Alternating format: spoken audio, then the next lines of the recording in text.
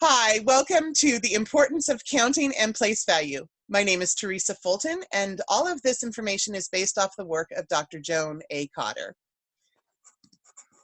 So let's talk about counting for a second. Most people think of counting as the foundation of math. So we have our children memorize a long string of 100 counting words, and then we teach one-to-one correspondence. So here we go. 1, 2, 3, 4, 5, 6, 7, 8, 9. And after counting, the child must be ready to answer how many by saying the last number. To add, they count each number and then they count all. 6 plus 5 would look like this. 1, 2, 3, 4, 5, 6. Then they're going to count out the 5. 1, 2, 3, 4, 5. And what do? They start over. 1, 2, 3, 4, 5, 6, 7, 8, 9, 10, 11. So if their one-to-one correspondence was correct, they get the right answer. But what a lot of work to find the answer of 6 plus 5. There's got to be a better way. But we're really used to this kind of counting. It's probably how we learned it when we were young, and it might be what you're doing with your kids right now. Because we're so familiar with 1, 2, and 3, we'll use letters to see what really goes on in the kids' minds when they don't understand the quantity that they're dealing with. Okay, so in that case, A is 1, B is 2, C is 3. All right? Here's G plus H. Do you know what the answer is? Well, okay, I'll give you a letter line to help you figure it out, okay? So here we have G. Now we're going to do H. So we have A, B, C, D, E, F, G, H. And if my one-to-one correspondence was right, my answer should be O. Okay, pretty simple, right? So now memorize the facts. There you go. E plus G, G plus C, H plus I. What? You're looking a little confused. Well, that's okay. Why don't you try subtraction by taking away E minus C, H minus D, H minus F. That should all be easy, right? Well, no, actually, and I'm sure that you're saying the same thing. This woman's crazy. Why would that be easy? Well, this is what it's like for kids who don't understand the quantity that they're dealing with. And then we shove flashcards in their faces, and unless they get it, the flashcards are torture. They don't work for 1 out of 7 children, especially those with learning disabilities. And memorized results are short-lived. So in order to keep those up, you have to have frequent review. Flashcards are often the root cause for disliking math and failure to thrive in math. And if you are one of those kids who you didn't know the answer, those flashcard drills were torture. If you were one of the kids who did already know the answer, you didn't need the flashcard drills, right?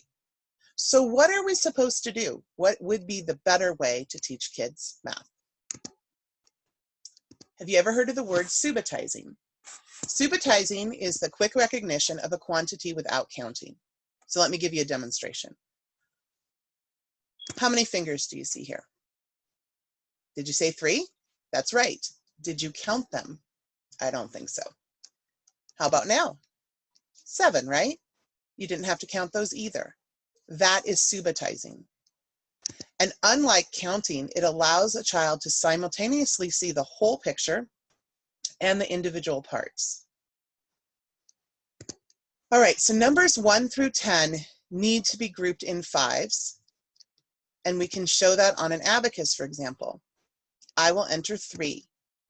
See how the 3 beads match the 3 fingers? Okay, so now the child can understand that is 3. So they're placing the word and attaching it to what they see, the visual 3 beads or the 3 fingers. Now I'm going to enter 4. Just like before, we have 4 fingers. Here we have 5. That's all of my left hand. Notice how the left hand is matching up with the blue beads. Okay. once we get past 5, we're going to start adding in the yellow beads. So here we have 7. And of course, we're going to have the child show me 7 on their hands. Notice, once again, the left hand is for the blue beads, the right hand is for the yellow ones. And here we have all 10 and all 10 fingers. So we use subitizing all the time, and we use grouping in 5s all the time. So here we have telling time, for example. We group in 5s for that. Or counting change. Anything having to do with money, we often group in 5s. Even the early Romans grouped in 5s. Now, an important part of math is visualizing, seeing it in your mind. And our brains need grouping in order to see it. It's very hard to picture a whole line, a whole string of items in our mind. But if we group those items, it's a lot easier to see. So what can be subitized can be visualized. Okay. Now let's move on to adding. Here we have an equation 4 plus 3. Once again, we'll use subitizing to help us find the answer. I'm going to enter 4, and then I'll partially enter 3. And I'll say 4 plus 3 equals, and when I say equals, I'll add those beads together. And you've seen this before. You already know that the answer is 7. So then what do we do with numbers that are more than 10, right? Those need to be grouped in 10s. So subitizing beyond 10 is done by grouping in 10s. And that's what this would look like. So here I've entered 10, and now I've done it again on the second row. What would you call that? That would be 20. It's probably what you're saying, right? So for a little while, we're going to call that 210, okay? This would be 310. And this, 510, okay? Hopefully you're seeing the pattern here. The next would be 610, right? And now 810. If you enter them all, you have 1010. So if a child is taught by counting, then place value is often a burden that gets ignored and pushed off to later grades. So they might not deal with it in 1st grade or 2nd grade, or maybe not even 3rd grade. And by the time they're in 4th grade, the teachers realize, oh my goodness, my kids don't know place value. So it's kind of a delayed burden is what they're trying to do here. Okay, so despite the fact that traditionally, or commonly, I should say, place value is considered a burden and pushed off, it is the very foundation of arithmetic. So it must be taught and not left for discovery. Lots of things can be discovered, and it's good for kids to discover those things. However, place value is not one of them. It has to be specifically taught. And it's critical for understanding algorithms. So if your child doesn't understand place value, they cannot go beyond that in math. Children need the big picture and not tiny snapshots. Interestingly, in Treviso Arithmetic of 1478, that was the world's first printed arithmetic book, the author states that there are 5 fundamental operations in arithmetic. And interestingly, the author puts numeration as the very first. That's place value up to the millions. Then addition, subtraction, multiplication, and division, what you would have expected, right? So when place value is put in its proper place, that is the foundation, and not just left to be dealt with at some future time, this is what it looks like. First, you start with naming the quantities rather than counting. Then you go to visualizing the 390 facts rather than memorizing them. Then you move on to learning procedures, and then you solve problems. So how are we supposed to teach place value? Place value, not counting, is the key to understanding numbers beyond 10. And it's best learned by subitizing quantities 1 through 10, initially using transparent number naming. This is really important. Composing numbers with place value cards, mastering facts with base 10 strategies, and trading with 4-digit numbers. Okay, so let's look at the subitizing. We already know what subitizing is, so just a quick review. Subitizing the quantities 1 through 10. Here's 3, for example, and here is 7, okay? Initially using transparent number naming. This is very interesting. In Asia, children don't have any problem learning place value because their languages are transparent in number naming. Their languages are completely tens based. Whereas in English, teen numbers are reversed and the word for 10 is teen as well as T. So it can be very confusing for our kids. This is true of most Western languages, actually. And the interesting thing is that once kids are taught a transparent number naming system, they can perform just as well as the children in Asia.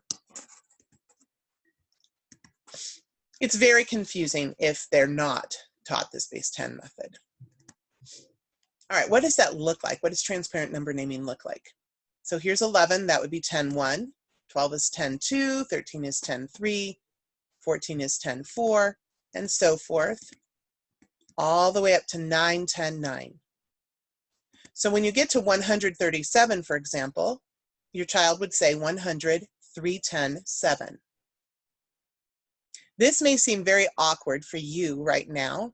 It comes pretty naturally, the kids catch on quickly, and it's also, you move past this as well. So it's just very important step so that they have it in their mind, solidified in their mind, to think of numbers in groupings of 10. So just like reciting the alphabet does not teach reading, counting does not teach arithmetic, okay? And just as we first teach the sound of the letters, we must first teach the transparent name of the quantity. Funny enough, only 11 words are needed to count to 100 using the transparent number naming system, but you need 28 in English. And remember, children in Asia learn mathematics using this transparent number naming system. They understand place value in first grade, but only half of US children understand it by the end of 4th grade. And typically in 5th grade, it's not taught. So if they didn't catch it by 4th grade, they're stuck. And this is why you see a lot of test scores going down. Maybe the child was doing fine in math through 3rd grade, but then in 4th grade, they just take a nosedive. It's because they don't understand place value typically. Now, there was an interesting research done between children, 4-year-olds in Seoul, South Korea, and in Los Angeles. And these kids had not gone to school yet, and the researchers tested both groups to see what their understanding of math was. And actually, the kids in Los Angeles scored a little bit higher than the kids in Seoul, South Korea. Then 6 months later, they were retested. And during that time, they had enrolled in kindergarten. So you would think that both groups would have improved in their understanding of math. But what the researchers found was that the kids in Korea, their scores skyrocketed. And the kids in Los Angeles, they kind of stayed the same. They didn't really have a whole lot of improvement, which is kind of depressing, right? To think of 6 months of math education not doing anything to their understanding. However, what the researchers found was the only thing that really was a noticeable difference was the fact that the kids in Korea had been taught the math way or the transparent number naming system once they got to school. And of course, the kids in LA had not. So this shows the significance of this, even though to us, it seems like a minor detail. So mathematics is the science of patterns, and the pattern transparent number naming system greatly helps children learn number sense. So remember, this is what that looks like, and it's very important. Now you might be wondering, all right, so are my kids going to go off to college talking like this? No, they're not. It's a very easy transition back to the typical English naming system for their numbers, and they hear it every day anyways, so it's not like it's going to be something foreign to them. So how do we transition back to those regular names? This is the way I would do it. So here I would enter 410, and I would say, you know what? Another way to say 10 is T. So this becomes 40. Okay, let's try it again. I'm going to enter 610, and that becomes 60, right? Okay. Now, how about 310? 310 becomes 30. Notice that the third in 30 is also used in 1/3, in 13, and in 30. So I'll give you a little example of how this number naming system is really fantastic. My oldest son, when he was about 6, I asked him to write, this was before I knew about transparent number naming system. I asked him to write the number 13, and he wrote 31. And I was kind of confused, but then I figured out, okay, it sounds the same. 13, 31, it starts with a 3, so he probably figured he needed to start with a 3. It also showed to me that he didn't have any clue what the quantity actually was. So once I figured out the transparent number naming system, and I learned about that, I showed him on an abacus what 110.3 and 310.1 looked like, and he never made that mistake again. And of course, you know, now he's 20 and he doesn't call it 310.1 or 110.3. He calls it 13 and 31. But it was just that one little introduction to the transparent number naming system, and it completely eliminated this problem. So it's very powerful. Okay, so what do we do about teens? They're a little bit, you know, more challenging than 10 to T because they've flipped around. I would have the child enter 10-4, or I could enter it and they can name it 10-4. And I'd say, you know what? Another way to say 10 is teen. So this would be teen 4. And all we have to do is flip it around, 14. But what do you do with a strange thing like 11? So back in the Middle Ages, the people looked at 10. They knew that was an important grouping. And then they saw that there was a 1 left over. So they called 11 a 1 left. That changed to a left 1. And that slurred or blurred into the word 11. Pretty fascinating story, huh? Okay, so it's very similar with 12. Back in the Middle Ages, 2 was, the W was pronounced. And so it was pronounced as twu. So twu left became 12. All right.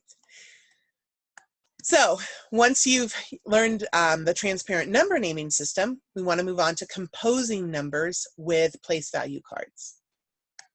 So I will tell my student to enter 310. Go ahead and do that. And then I'll show the place value card. This is what 310 looks like when we write it, right? So they make the connection between 310 beads and the number, the written number, 310. Now we have 310.7. Once again, just take out the place value cards, slide the 7 over the 0, and we have 310.7. Now notice how this is very congruent, right? It's the way we say the number, we represent the number, and we write the number, all in the same way. There's no flipping back and forth and changing our method. It's very, it follows a pattern, and that's very important. So here we have 110. That's what it looks like, written on a place value card. And now I'm going to enter 110.8. And once again, we just slide that 8 over the 0, and it becomes 110.8. Now we're going to have 1010. Enter all of the beads. We have 1010, or that's also known as 100. Now, what can we do to help the kids solidify this? We can play games. Can you find activity? So the objective is to practice identifying hundreds, tens, and ones. It's very simple. You lay out place value cards, and you say, can you find 600? So the child finds 600. How about 310.9? So that's going to require 2 of them, right? So we have 310 and 9. How about 205? There's the 200 card. There's the 5. How about 800, 410, 6? They found the 800 card, the 410, and the 6. And this just keeps going until all of the numbers that you call out are complete. All right, the next step is to master the facts with base 10 strategies. So strategies help the child to learn the math, but also to recall it if they happen to forget, right? So let's look at one addition strategy. It's called complete the 10. So I'm going to put 9 on the top row and 5 on the next. And then I'm going to take 1 from the 5 and give it to the 9. So I've identified those beads, and the circles indicate that my fingers are on those beads, right? So we're going to just flip them. Okay, we're going to trade. So we say 1, 2, 3, trade, and we've got 10 and 4. So my answer is clearly 10, 4, or 14. All right, another strategy is called the 2, 5 strategy. I'll enter 8 on the top line, 6 on the next. And can you see right away that there's 2 5s? That's 10. You have it circled. And what's left over? 4. So my answer is once again 10, 4, or 14. Now here's some subtraction strategies. Let's say we have the problem 15 minus 9. I'll enter that, 15. And I'm going to subtract 5 from the 5 on the second line, and then 4 from the 10 up above. What am I left with? My answer is 6. We could also do this with subtracting all from 10. I'll enter 15 again, and we'll subtract 9 from the 10. I'm still left with 6. Okay? This was used all the time in the Middle Ages. They never memorized the subtraction past 10 minus a number. So this is very handy. Another way that you can do this is going up. So instead of starting out with 15, I'm going to start out with 9 and go up to 15. And how much do I need for that? Surprisingly, 6. 1 plus 5 is 6. All right. So you might wonder, well, why do my children have to know many different strategies? Can't they just memorize one way to do it? And sure, they could, but then they would be kind of in a box, because there's many situations where one particular strategy would work much better than another strategy. And you want the kids to have that freedom and flexibility to use the best strategy. Okay. All right. And then the final step in learning place value is trading with 4-digit numbers. So I'm going to use the second side of an abacus, the trading side. And I want you to point out that there are 2 wires for each of the numbers. So we have 2 wires for the thousands, 2 for the hundreds, 2 for the tens, and 2 for the ones. And we're going to add 8 plus 6.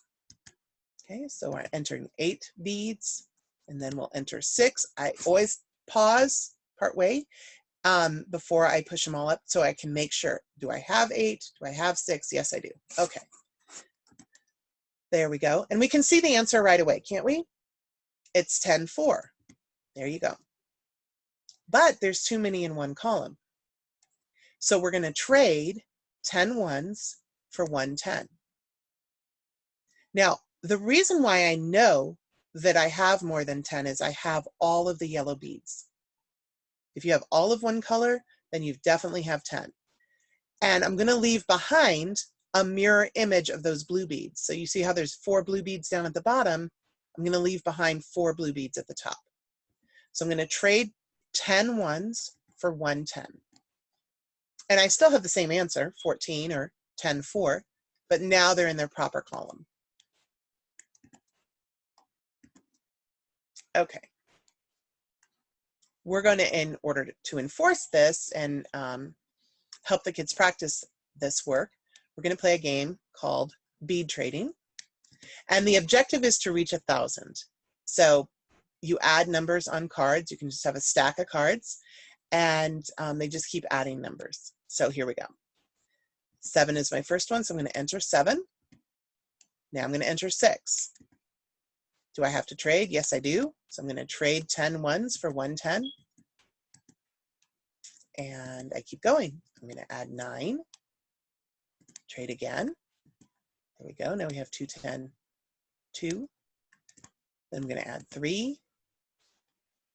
There we go. And now I'm going to jump ahead in the game so that I can show you what happens once you get 10 10s. So now we have 10 10s. I'm going to have to trade 10 10s for 100. There we go. Okay. And so we just keep playing this, and you can play it. A child probably won't play it all the way to 1,000 in one sitting. So what we like to do is write down our answer from, say, Monday's work, and then on Tuesday we play the game again. And we add that to, we can start off, say they got up to 556. The next day we would start off with 556 and keep adding until they get to 1,000. So they learned that 10 ones for 110 occurs really frequently, and 10 10s for 100 less often, and 10 hundreds for 1,000 rarely. So this helps the child to experience the greater value of each column from left to right. So to detect a pattern, there must be at least 3 examples in a sequence. To experience place value as a pattern, the thousands are needed. Okay. So this is where this can be done, this activity, and learning how to do this can be done with first graders. It's not difficult.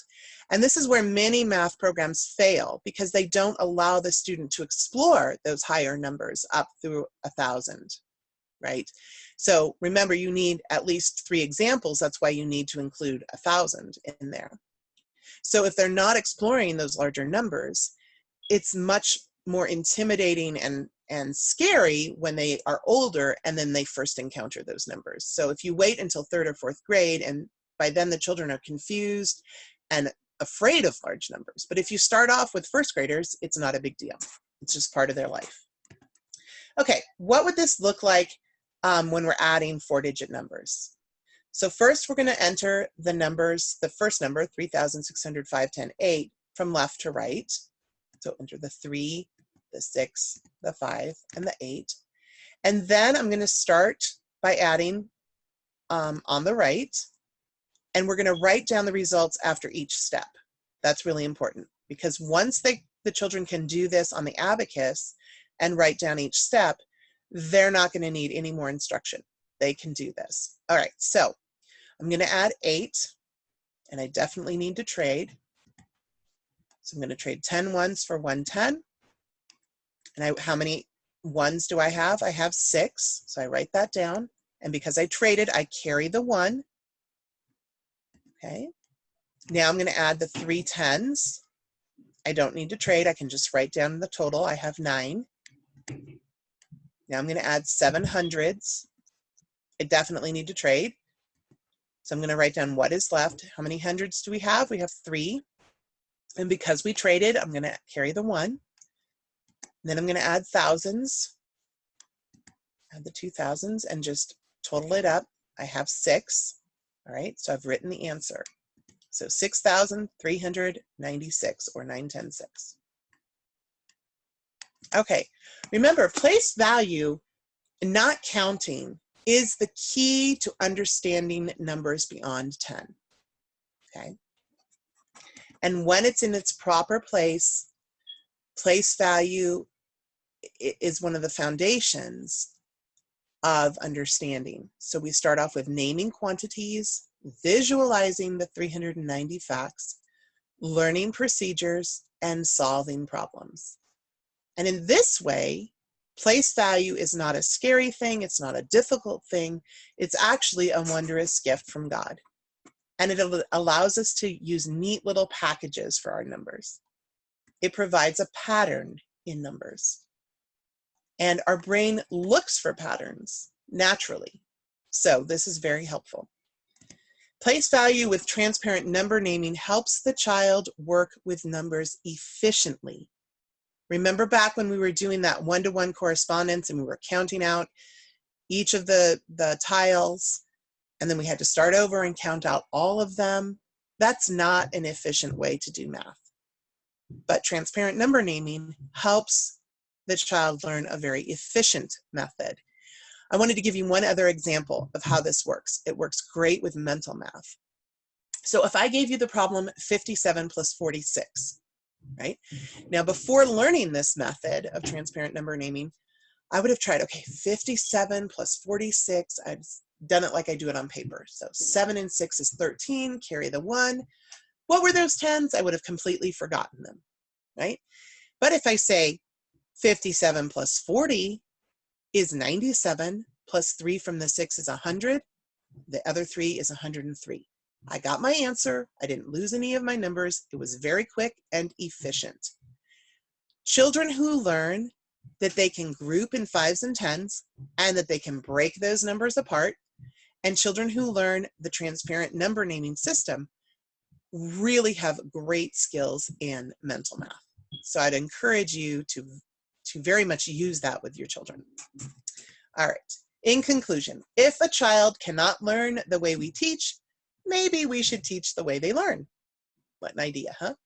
All right. Thank you so much for joining me at the importance of counting and place value. I hope you have a wonderful day.